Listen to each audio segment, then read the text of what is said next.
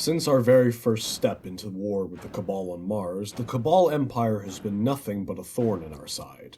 From nearly blowing up all of Sol with a ship, to invading our city, to nearly blowing up all of Sol with a second ship, to nearly drunk driving their ship into our city, and now messing with the powers that be, the Nine. The Cabal are nothing if not persistent. After all, they eat the mountains and they drink the seas. Throughout the course of our battles with this foe, we have encountered a wide variety of units and their vast array of weaponry. Today, we will be looking at all of this and more in this biological analysis of the Cabal.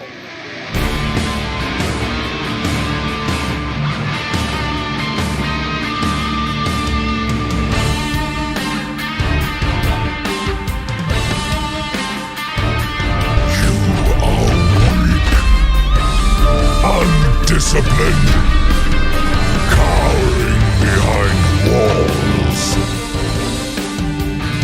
I command legions, conquered worlds, waged war across the galaxy to prove my worth. I alone am worthy of a traveler's light. No, brave. You've merely forgotten the fear of death.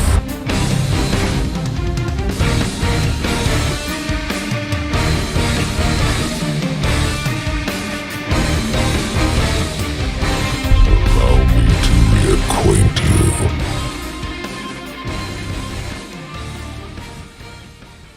The main Cabal species, known as the Barant, are bipedal, hulking, and appear carnivorous, as evidenced by their sharp, irregular teeth. This evolutionary development is due to the higher gravity on Tor Bottle, the Barant's home world, forcing them to develop incredibly dense musculoskeletal systems, allowing them to support heavy armor and naturally grow to towering heights. Tor Bottle consisted of a warm, humid climate, which is why the Cabal we encounter in the field wear climate-controlled pressurized suits, as they're not accustomed to the climate of our worlds. I say consisted in the past tense because, as of this video, Tor Bottle was invaded by the Hive and lost to their machinations. The Barants have wrinkled, leathery tan-gray skin, a large skull, dark, wide-set eyes with slit pupils, and a very high, inverted V-shaped upper lip that exposes the Barant's upper gums and fangs. Each Barant has 4 digits, 3 fingers and 1 thumb, and is the only species in Destiny to mostly utilize actual munitions when firing from their weapons, as opposed to pure energy-based weaponry. They do have several energy-based weapons of their own, such as the Void Bronto Cannon or the Arc Slug Shotgun, but the majority of their weapons use physical ammo, as evident by the magazines seen on slug rifles or the spent shells scattered around their bases. The only exception to this is the shrapnel launcher, which most Fallen captains use. The Barant species has male and female sexes and reproduce sexually. They are most equivalent to Earth's marsupials, as infant Barant are born underdeveloped and finish fetal development in a pouch, but, similar to seahorses, it is the male who has a pouch and lactates, and the father is referred to as pregnant while he carries offspring. Traditionally, the mother will remain by a pregnant male to protect him, and also to prevent him from storing another female's offspring and discarding her own before they are capable of surviving outside the pouch. An average Barant can be anywhere from 5 to 8 feet tall and weigh roughly 800 pounds. The skin we see on any Barant can easily be mistaken for fat, but it is, in fact, quite the opposite. All that skin is actually pure muscle, which only further adds to their culture of strength. Female Barants are distinguished by their tusks, as is observed with Callus's daughter, Empress Keitel, and his top general, Umunarath. While female Barants do serve in the Cabal military, they are mostly indistinguishable from the males in gameplay, making the Barants seem androgynous in the human eyes. Recordings from the Counselor match suggest that young female Barant get first tusks, implying that these can be shed like the antlers on a deer. The Barants, and the Cabal Empire as a whole, communicate in the language of Ulurent. It has been described as grunting and moronic, lacking in subtlety, as is the way of the Cabal. They do not have a word for hubris or retreat, whereas they have 6 words for advance. Weirdly enough, when speaking to Uldren Sov in the Black Garden, a Legionary's speech is transcribed with the tone of a stereotypical London accent. It is unclear if that was just a byproduct of the Awoken's translator tech with that specific Legionary, or if the majority of the Cabal sound British to our human ears. The Cabal are often, and rightly so, compared to our ancient Roman Empire. They are both made up of similarly named ranks, and their cultures closely mirror one another. You may have picked up on this, but I have been distinguishing the main Cabal we face in-game as Barons rather than just Cabal. This is because the Cabal Empire consists of several client species, the Baron being the main force. Several subspecies of this empire are the Scions, who were originally enslaved into the Empire, only later to be freed by Keitel as their first act as Empress, the Arcborn, the Clips, the Sindu, and the War Beasts. The Elixni did engage with the Cabal earlier than their encounters in Sol, when Baron Secrus was indoctrinated as one of Calus's shadows in his assassination plot against Gaul. The Cabal hierarchy is as follows. At the top of the food chain is the Emperor-Empress. Then comes the Dominus, who is essentially the head of all the military heads of the Empire. Dominus Gaul was the first to hold this title after his successful usurpation of Emperor Calus in the Midnight Coup, and since his death, no one has claimed it. Primus is a rank that commands several legions under the title-bearer's watch. It is heavily implied that several Primuses can exist at once to command the vast array of legions, but there has been a Primus of all legions in the form of Umunurath. Then comes the Valus, whose role is reserved primarily for elite Centurions and Colossi. It is subordinate to a Primus, but is essentially the figurehead of their respective legion. A Commander is a rarely seen rank among the Cabal hierarchy. What position it lies in the hierarchy is unknown, but in-game evidence suggests that it is superior to a Val. A notable commander was that of Dracus, whom we eliminated in the Season of the Chosen. A Val, not to be confused with Valus, is a rank seen predominantly among Phalanx, Centurion, and Incendior bodyguards. A Brachus is the lowest rank amongst the Cabal hierarchy, and where most named combatants we face fall in the command structure.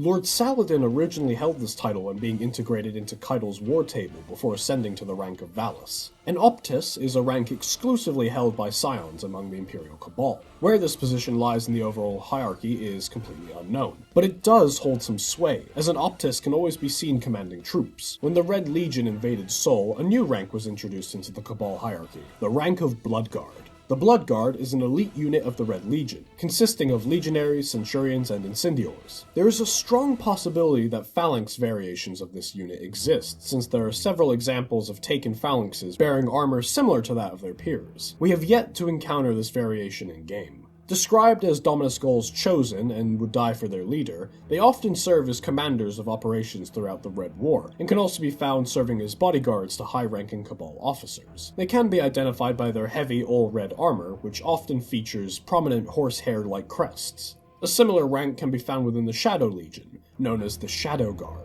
The Shadow Guard is also made up of the same ranks as their Blood Guard forebearers. The Barent Imperium, the newly emerged Cabal faction led by Dredgen Bale and Premier Loom, holds a slightly different hierarchy when compared to the larger Cabal Empire. Dredgens hold the highest rank within the Barent Imperium, with Premier Loom coming in a close second. Before Loom, there had never been a Barent who held the title of Premier. Loom originally was a Brachus within Keitel's ascendancy, and we actually fought alongside him when helping Keitel confront the nightmare of Dominus Gaul. While Vals, Optuses, and Brachuses still exist within the Imperium's command structure, they introduced several new ranks, such as Legates, Decurans, Electi, and Tesserariuses, each replacing the respective Major, Elite, and Ultra ranks usually found within the Cabal forces. The Cabal deploy many legions across the various battlefronts, all outfitted for different purposes. The Sand Eaters were the first legion we ever encountered on the Martian frontier. They are the largest and most commonly encountered legion on Mars before the Red Legion, fighting on the front lines against the Vex. They have weaker tactics and morale than the other legions, but they still press on with fierce determination.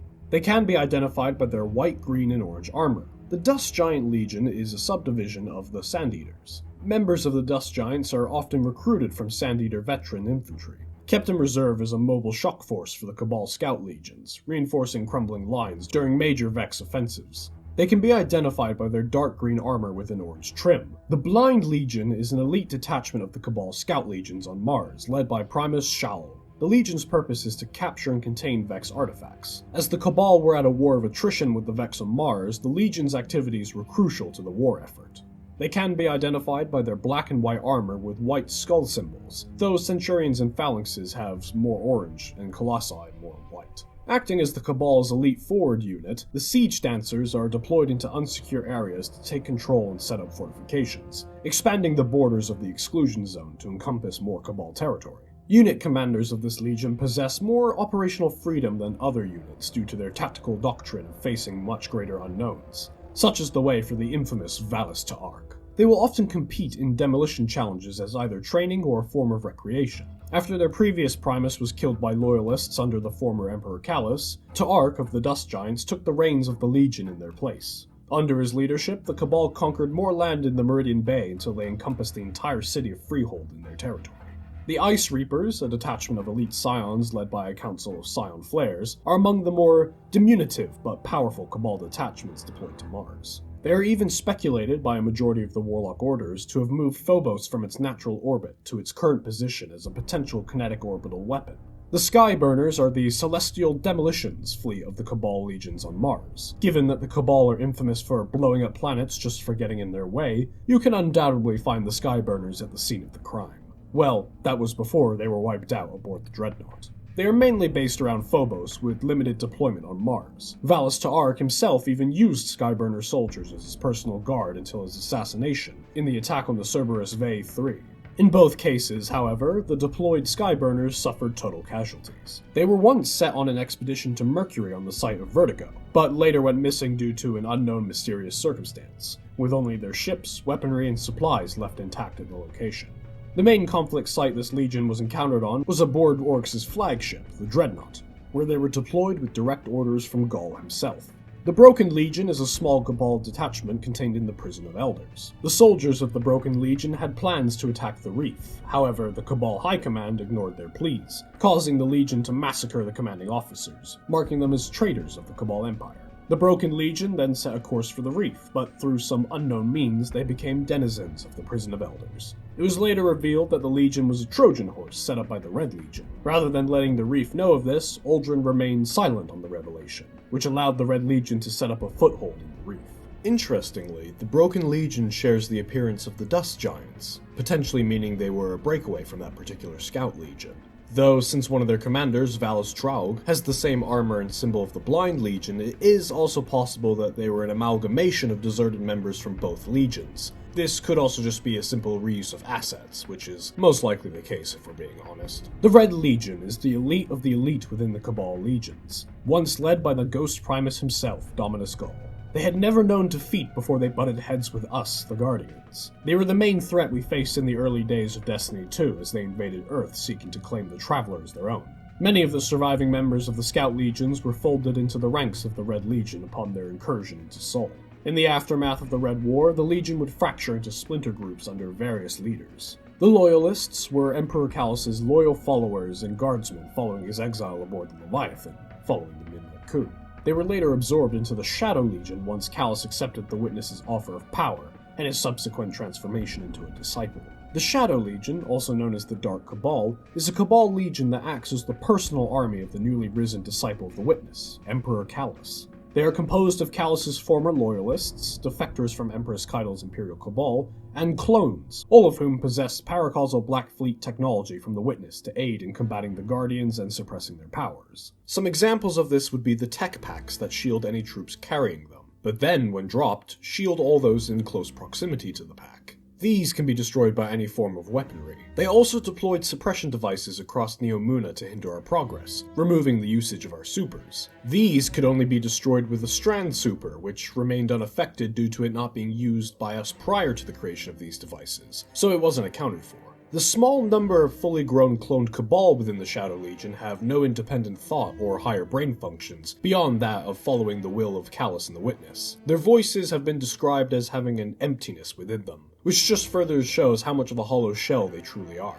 After the deaths of Callus and the Witness, the Shadow Legion fell in line with Euryx and her Scion Conclave, working for the rebel Scion's own hidden agenda. The Scion Conclave, sometimes referred to as the Enclave, is a rebel faction of Scions and Cabal that operates in the clandestine cells infiltrating the ranks of the Red Legion, Imperial Cabal, Loyalists, and Shadow Legion, all seeking to achieve a united Scion state based around the ancestral worship of the Y-Goblet, dating back to the ancient pre-Cabal history of their people. The Imperial Cabal is the personal army of Empress Keitel. Following Xivu Arath's invasion of Tor Bodal, they left for the Sol System to recruit the Cabal commanders from other legions, such as the Red Legion. The tactical decisions of this legion are made by the members of Keitel's War Council. They also deploy their subdivision, led by Valus Forge, known as the Iron War Beasts, onto the battlefield from time to time. The Imperial Cabal allied with humanity and would go on to fight alongside the Guardians against the Lucent Brood and the Shadow Legion as part of the coalition against the forces of the Witness. And our most recently encountered legion is that of the Barrent Imperium. The Barrent Imperium serve Premier Loom and Dredge and Bale in their mission to destroy the last city and reclaim Tor Model, having much further advanced technology compared to the other legions due to the assistance of 6 of the 9. They too have forces mainly consisting of defectors from Empress Keidel's Imperial Cabal and clones, alongside several kidnapped and brainwashed Scions. There is actually a subdivision of the Barrent Imperium known as the Totality Division. They are led by a Scion, Enforcer Rao, and are considered both law enforcement on the lawless frontier and a rival syndicate. The Totality Division was the only syndicate whose Tharsis designs could not be encountered in combat, as when you target their forces on the lawless frontier, you'll actually be fighting the Barrent Imperium troops instead. This changed, however, when we recently clashed with the Totality Division forces in the pursuit of Dredge and Cull's heirloom on Luna. When fighting their actual troops, they function a lot more similarly to the Red Legion than Barrent Imperium. Fun fact, the Totality Division organization is a nod to the Zarek Besh syndicate from Star Wars Outlaws. They also have the best drip out of all the syndicates. No, I will not be accepting counters to that statement. The Legionaries are a standard infantry class unit of the Cabal war machine, the grunts of the battlefield. They are heavily armored, well-trained infantry, and are normally deployed with phalanxes and led by a Centurion. They are very versed in tactics and are outfitted with jump packs to maneuver quickly around the battlefield. Legionaries are aggressive, armored, and deadly, and should be treated as such. They usually come armed with the Cabal's standard issue slug rifles, but some of them have access to the projection rifle. Weird detail in D1 with the slug rifles. If you die to one, it shows a bayonet of sorts attached to the bottom of the rifle in the death screen overlay you get when, well, you die. Despite this never appearing on any of the in-game slug rifles utilized by the Cabal. Though, to be fair, they did appear in some test animation footage that can be found online, so no doubt this was a cutting room floor decision. Within the Red Legion, Legionaries can also be found equipped with a slug shotgun and armed with a heated blade that can be used as both a melee weapon to slash at guardians and a projectile grenade that can be launched and embeds itself into targets. A well-placed headshot will easily take a Legionary down, popping their helmet off and spewing out the black, oily gel contained within. Oddly enough, the Sand Eaters and the Dust Giants are the only 2 legions in which their Legionaries wear rebreathers on their helmets. Given that the rest of the Scout Legions also operate in the same harsh environments of Mars, why they require extra filtration is unknown. One possible theory is that these 2 legions are the most frontline forces out of all the Scout Legions, and would be in more conflict than their peers. The Red Legion variant of a Legionary has several major differences from its Scout Legion counterpart. This version has Warbeast scales decorating their sleeve and sharp claws either covering or outright replacing their fingers as a possible form of amputation. Their jump packs are also louder and more exposed in appearance compared to the smaller versions that the Scout Legions used. They also have wing blades attached to the back of their boots, further fueling the intimidation factors these troops give off to their opponents. A detail from D1 that didn't carry over to D2 that I wish had was that when idle, Legionaries, and Centurions by extension, can float in place with their jump packs, taking the weight off their feet. It's just one of those things that got lost when D2 went for a more streamlined approach compared to its predecessor, and I think that's such a shame.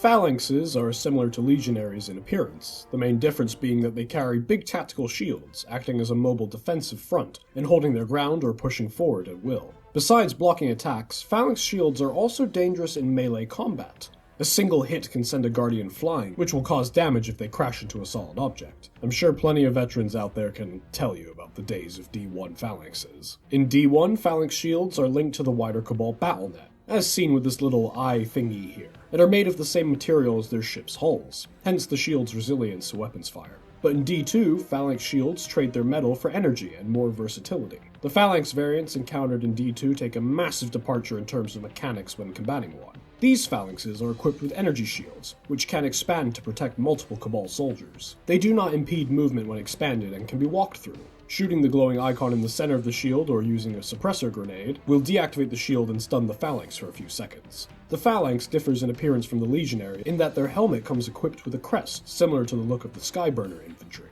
Incendiors are flamethrower troopers deployed by the Red Legion to incinerate both infantry and infrastructure. They carry Cabal magma launchers, which are fed via twin fuel tanks on their backs.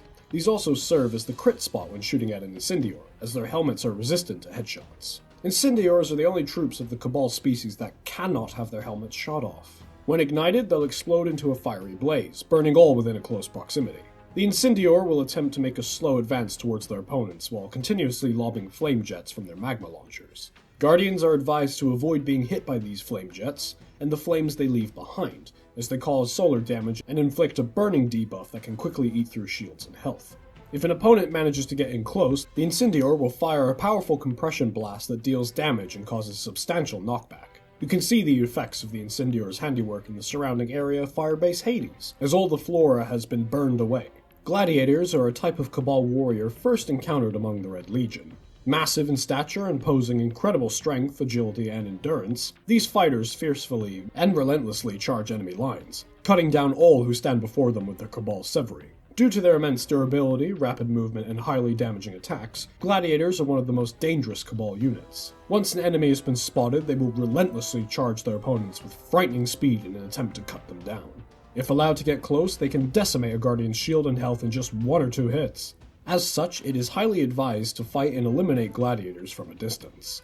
If Gladiators spot an enemy that they cannot reach, they will attempt to hide from view behind cover to ambush them as they get closer. A variant of the Gladiator, called a Ceremonial Bather, can be encountered on board the Leviathan in the baths. Fun fact, Dominus Gaul was once a gladiator who fought in the Colosseum back on Torobadal, where he was discovered by Emperor Callus. It is possible that the reason Gladiators were exclusive to the Red Legion was due to their connection with Gaul, or perhaps they are simply upgraded versions of their civilian counterparts. When fighting a Gladiator, they let out much more guttural growls and yells compared to the rest of the Cabal infantry.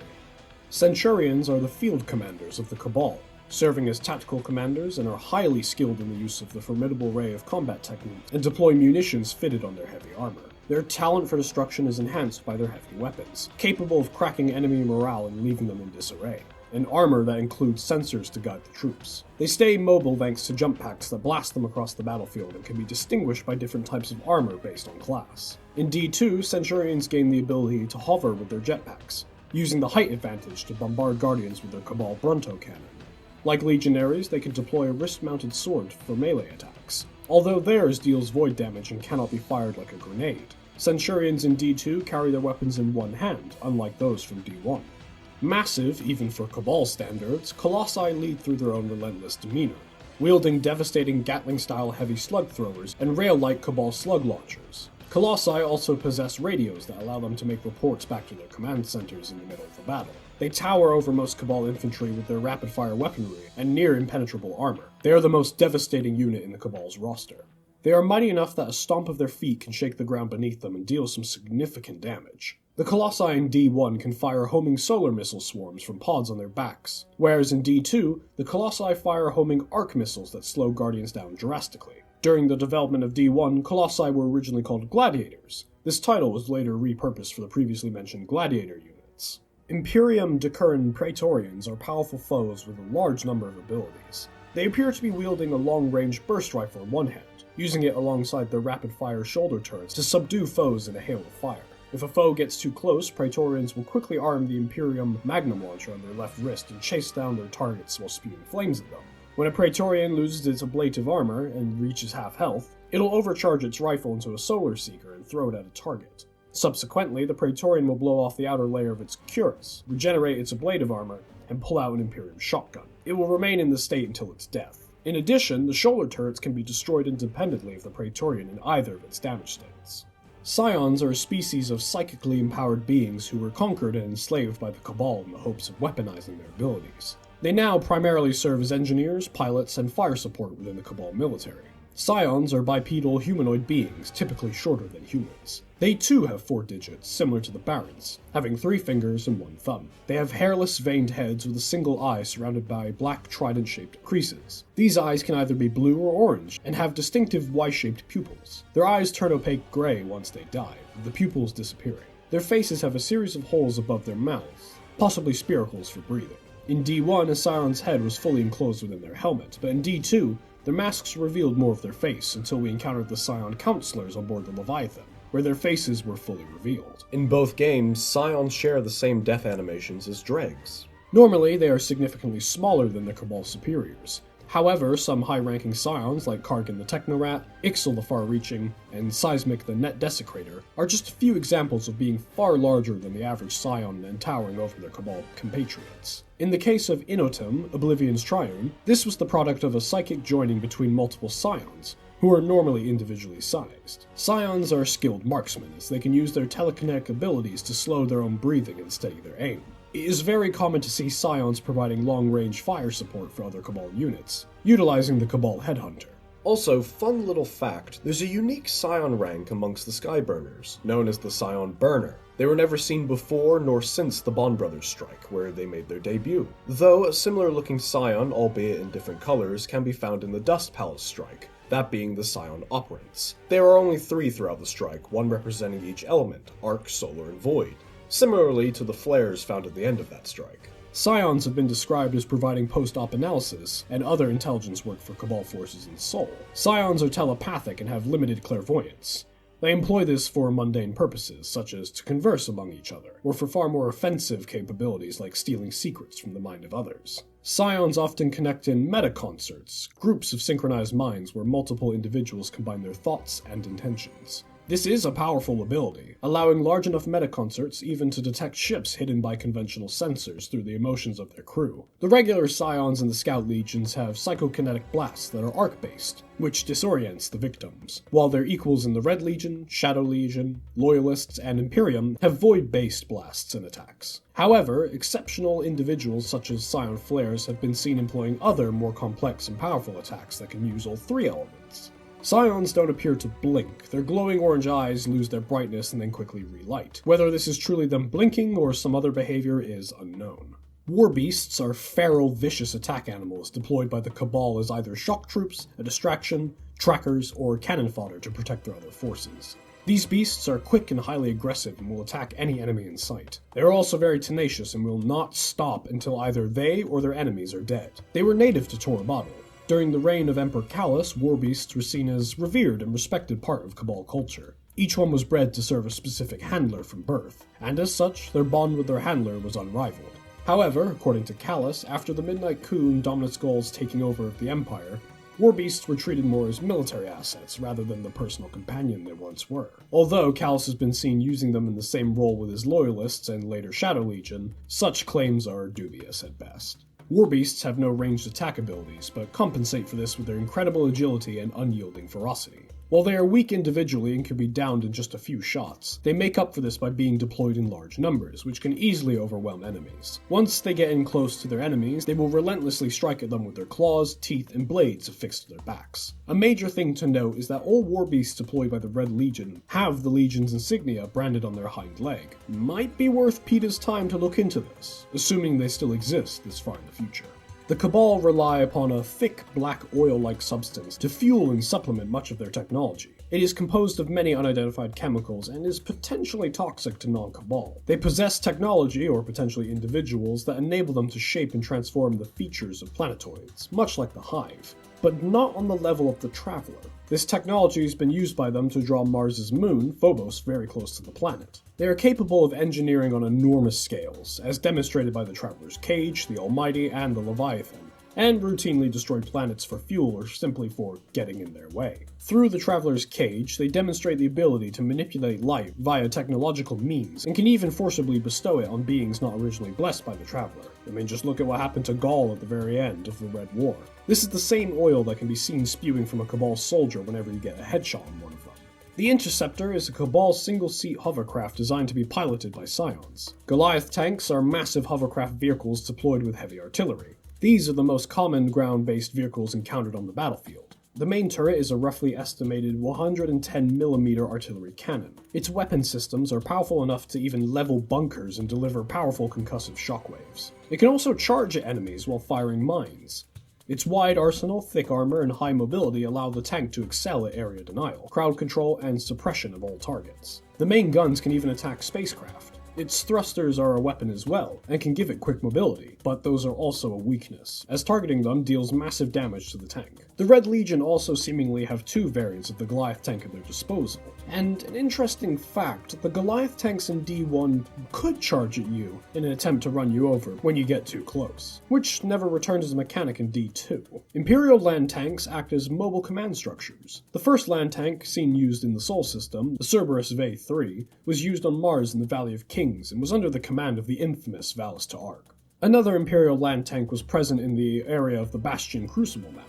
A third could be seen in the background of the Legion's Keep area. These vehicles weren't seen again until Empress Keitel invaded the system, with one by the name of the Halphus Electus being deployed to the Watcher's Grave on Nessus. Unlike skiffs, ketches, and tomb ships, harvesters cannot teleport. To make up for this, they can move down at extremely fast speeds as they drop down from low orbit within seconds. It is accompanied by a boom with which they kick up dust storms and maneuver through ruined cities.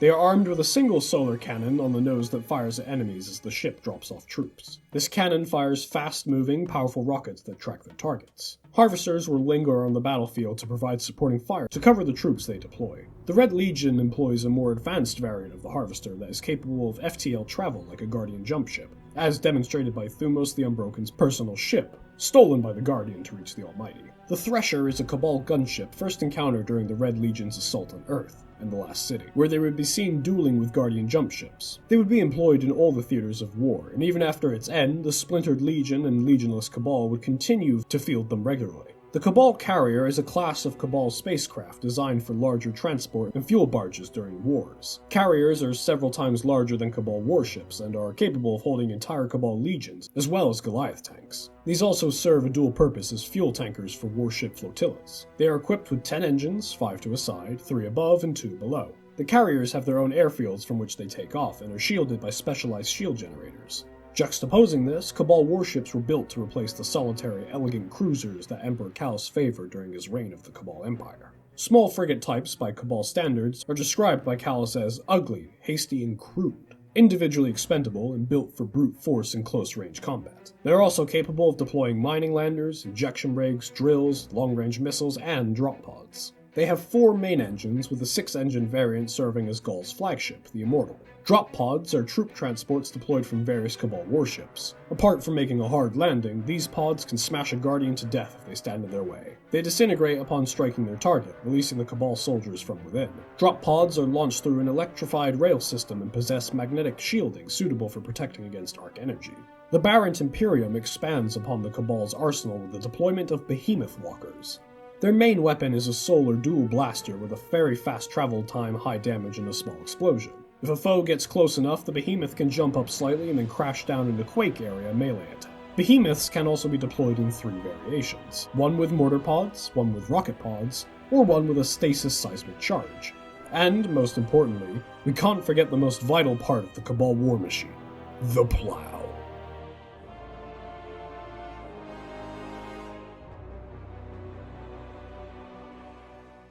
The Cabal are a highly militarized faction, and their machines of war and troop deployments reflect as such.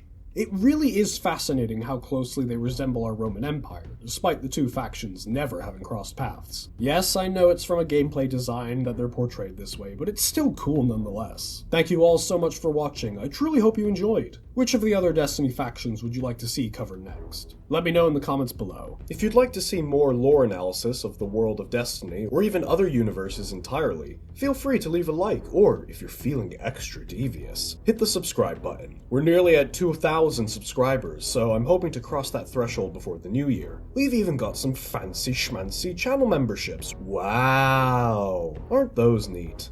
I've been Fawn Umbrella 612, and I hope you have an amazing day. Stay frosty.